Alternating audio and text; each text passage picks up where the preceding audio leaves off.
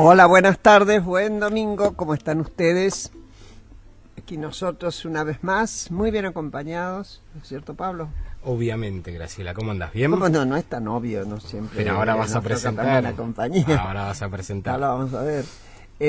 Bueno, obviamente, estoy saludando a Pablo Marmorato y también a Claudio, que no nos puede contestar, pero saluda con la mano, Claudio Acevedo, que está con las máquinas, haciendo posible que nosotros nos comuniquemos con usted. Y Pablo, ¿vos tendrías algo que decir?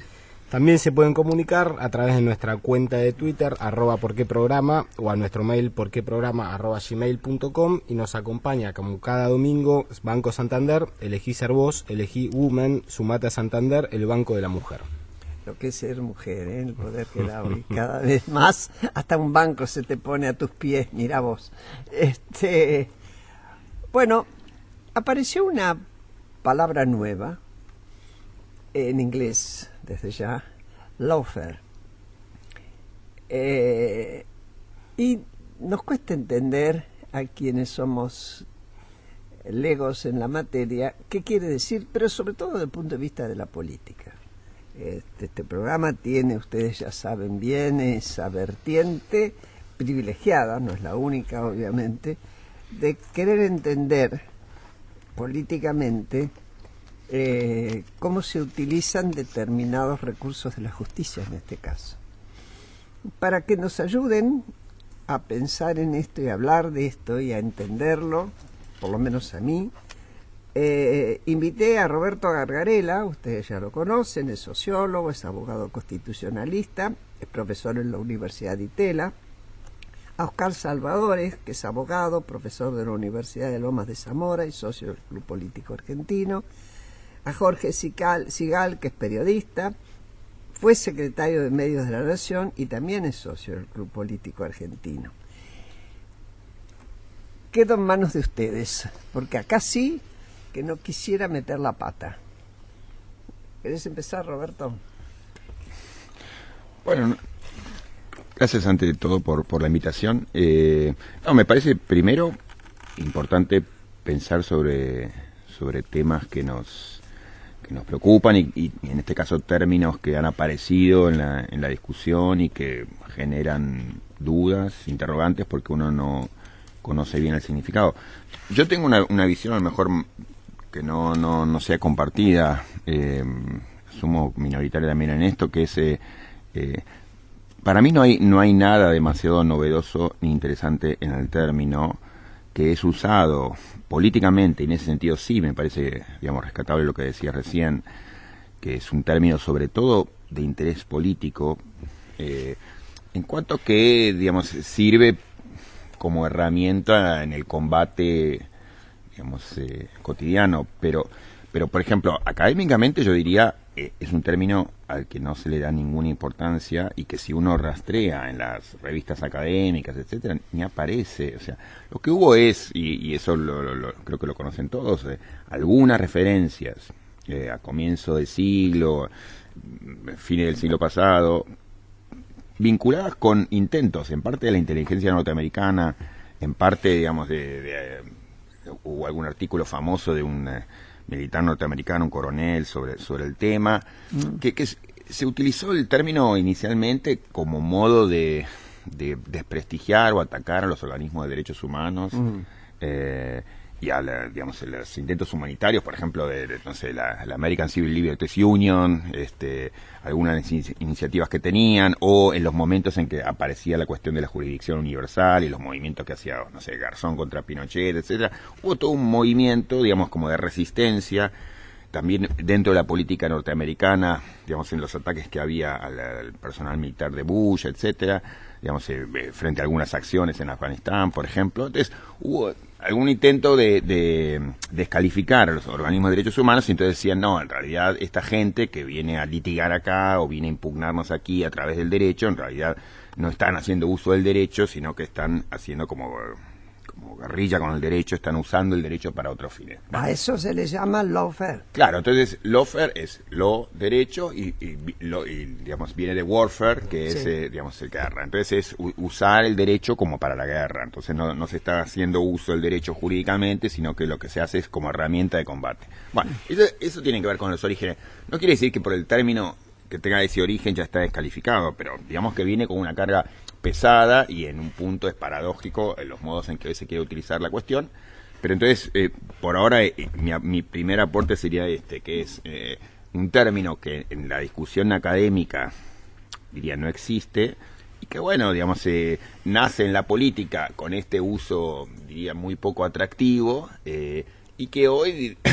y paradojal para quienes lo están usando hoy, ¿no? Sí, digamos... Sí, entonces primero diría eso, que querría después decir alguna otra cosa, pero no pues, quisiera ocupar más tiempo. Sí, Oscar. Bueno, es interesante lo que dice, lo que marca Roberto, porque es tal cual. O sea, el origen es una palabra inventada, es una locución que tiene que ver con derecho y con guerra, y se utilizó primordialmente para combatir a aquellos que utilizaban el derecho para proteger los derechos humanos. Pero llama la atención que el próximo gobierno, que va a asumir el día 10, se ha cansado de lanzar diatribas contra los medios de comunicación, sí olvidando que, por ejemplo, para los republicanos norteamericanos, obviamente adversarios a que se inmiscuyera las naciones defendiendo derechos humanos, etcétera, etcétera, como marcaba Roberto, para Nixon, para Kissinger, la guerra de Vietnam se perdió por los medios. O sea, lo que nosotros vemos desde afuera del centro del mundo, digamos, de los Estados Unidos, que la guerra de Vietnam tal vez no se pudo haber ganado nunca, para ellos exclusivamente se perdió por los medios. Y comparaban, porque el Vietnam, que obviamente un régimen comunista cerrado totalmente, impedía cualquier filtración a los medios de comunicación, y eso les daba ventaja. En cambio, la desventaja de ellos es que se supiera. Ahora, uno se pregunta, ¿por qué luchaban entonces? ¿No luchaba una democracia contra un totalitarismo que se cernía sobre el mundo? Y el totalitarismo, que era el silencio de los medios de comunicación.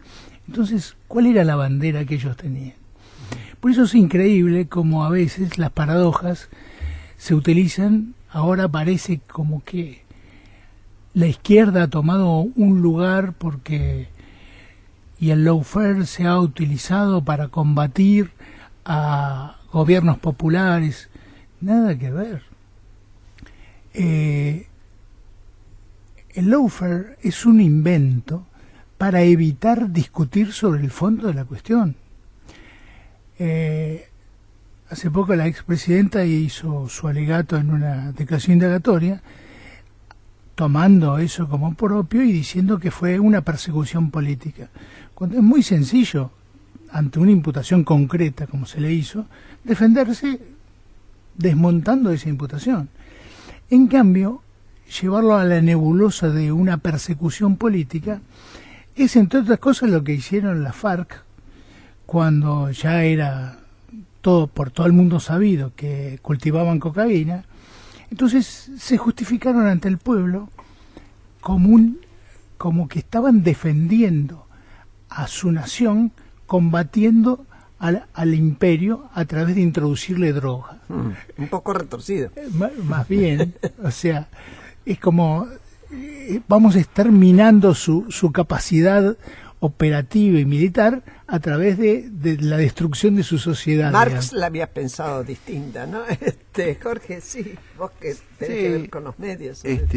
Sí, no solamente, me parece que yo tiendo a pensar con estas cuestiones que contaban también acá Roberto y Oscar, que desde un punto de vista, a mí me parece que cualquier generalización, cualquier intento de generalización suele ser fascista. Este es un razonamiento por ahí un poquito elemental, pero cuando uno toma las instituciones y hace una generalización, termina en una conclusión que es esta: hay una conspiración general de la institución que es Poder Judicial, o que está constituida por un cuerpo, que son los jueces. Ese cuerpo está en contra de la política, y de la política progresista, en este caso, de la política de izquierda, y por lo tanto hay, junto con los medios, un entramado que tiende a desestabilizar los sistemas democráticos. Dicho así, suena hasta atractivo, porque identifica enemigo, porque permite, en todo caso, juntar de un lado una cosa y del otro lado la otra. Pero el problema es que este tipo de cuestiones suelen ser premisas falsas. Y las premisas falsas traen consecuencias nefastas desde todo punto de vista.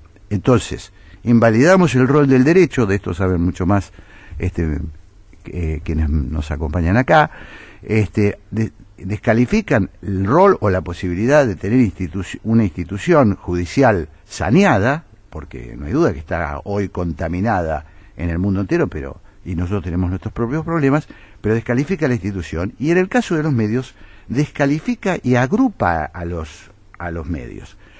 Pero vamos más al territorio, por lo menos lo que a mí me afecta, que empieza a verse de nuevo. ¿Qué territorio? Que es el territorio de los medios. ¿Y por qué me afecta? Porque en realidad uno de los grandes descubrimientos de Néstor Kirchner fue ponerle nombre y apellido a los medios. No nombre a los medios, sino nombre y apellido de periodistas a los medios. Entonces, la supuesta guerra dejó de ser una guerra contra los multimedios, que en todo caso es una guerra que habrá que ver, sí, o es una guerra en todo caso que uno podría ubicar en el plano de las corporaciones, y otra cosa es cuando se pone nombre y apellido a los periodistas. Y entonces empieza una campaña que puede tener derivaciones peligrosísimas. Estamos a punto de la posibilidad de tener periodistas presos. No estamos muy lejos de eso. Todavía no nos hemos imaginado lo que eso va a significar, pero es un hecho que yo diría grave para la democracia. Sí, Roberto. Sí, una cosa más vinculada con el derecho. Yo decía eso de que no es novedoso.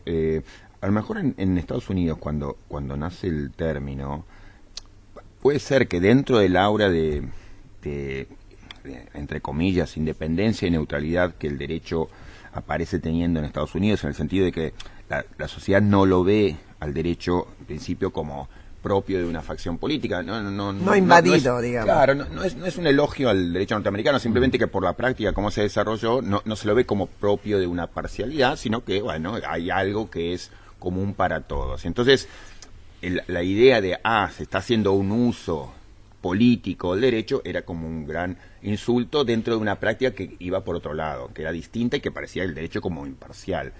En América Latina, por eso yo digo que no es nada novedoso el tema de que el derecho pueda ser utilizado como facción, porque ha sido construido, lamentablemente, de ese modo, con algunas razones que se hicieron como razones públicas. Por ejemplo, que en Argentina se quiso que los jueces sean designados a partir de acuerdos políticos entre, por ejemplo, presidente y senado, o sea, tiene un origen político. Exactamente. Entonces, desde el minuto uno, el derecho, y eso no ocurre en toda América Latina, por ejemplo, no ocurre en Brasil, no son designados así los jueces en Brasil.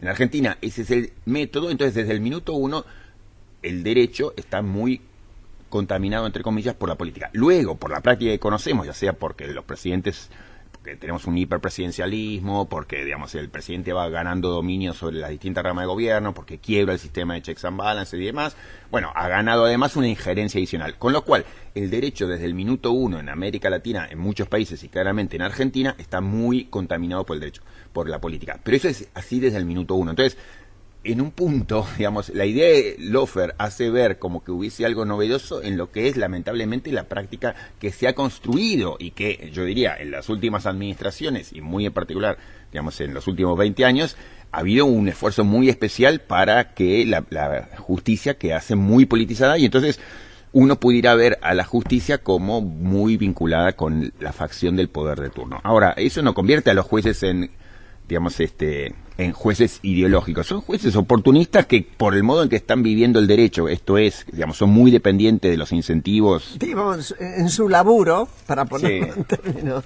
depende. A ver, si hubo hasta expresiones, los jueces de la servilleta, Claro. llevado a ese punto.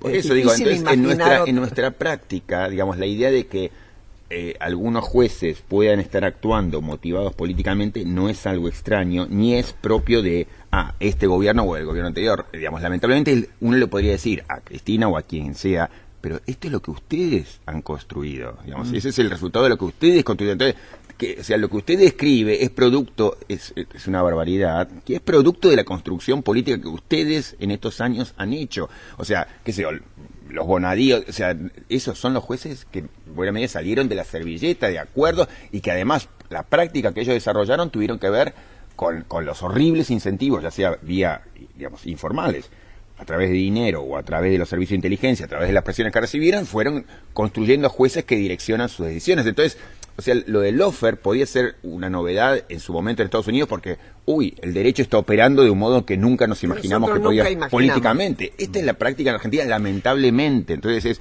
uno debería decirle, pero escúcheme, esto es lo que usted construyó y es lo que viene, digamos, y o sea, entonces... sobre todo pensando, por ejemplo, y esta formé parte de esa experiencia, en el 94 cuando se hizo la reforma de la Constitución, que se intentó atemperar el poder del presidencialismo excesivo, no solo con el jefe de gabinete, sino precisamente en el tema de nombramiento de los jueces, con el Consejo de la Magistratura, contenido tan difícil de explicar a la gente, que es el Consejo de la Magistratura y todo, terminó con un Consejo de la Magistratura donde hay representantes oficiales. Mira, cuando se empezó a discutir sobre el Consejo de la Magistratura, yo había publicado un libro en esos años, no digo por mí, sino que era para cualquier persona que piense el derecho, era obvio desde el comienzo.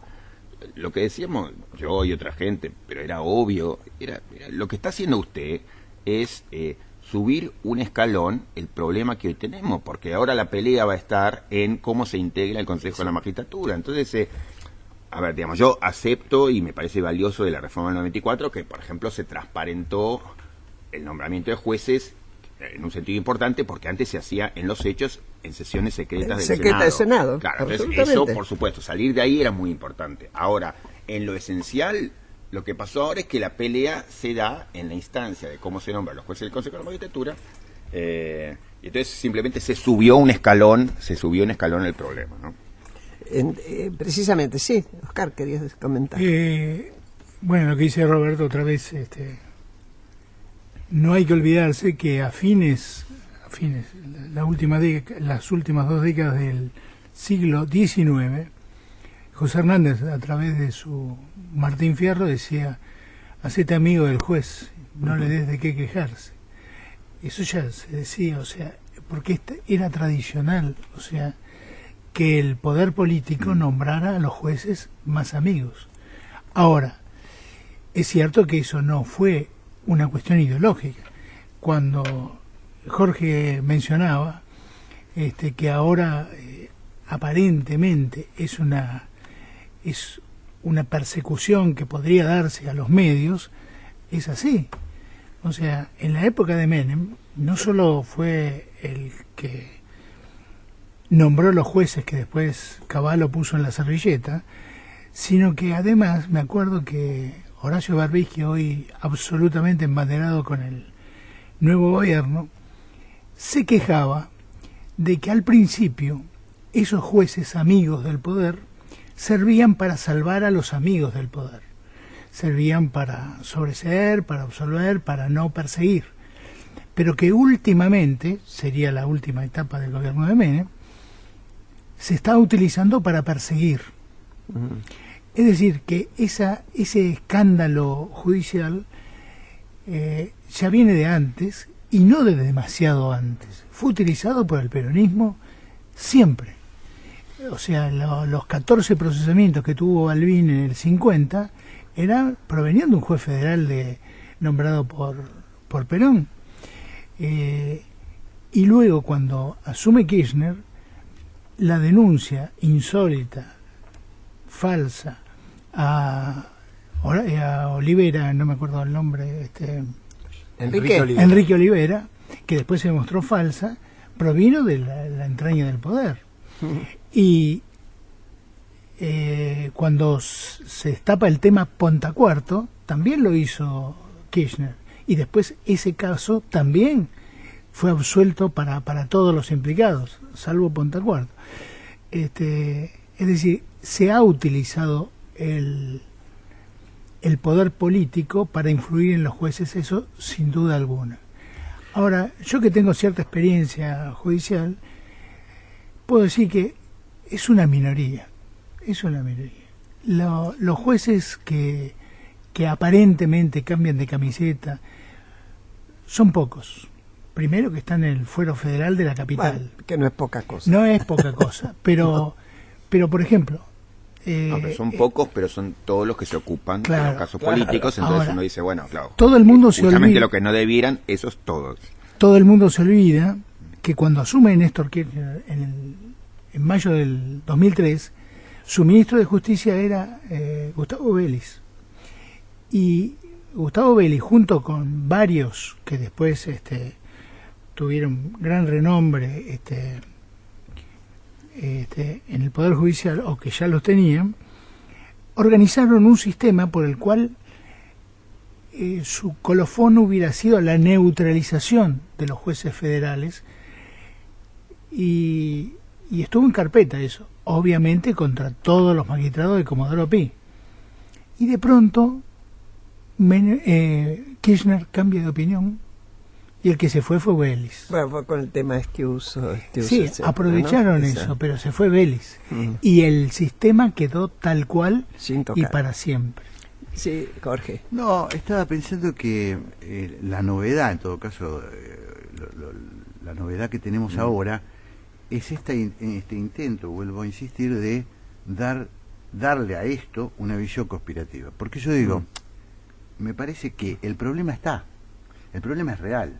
El problema, digamos, del déficit de la democracia en relación a la justicia es un problema que está de larga data.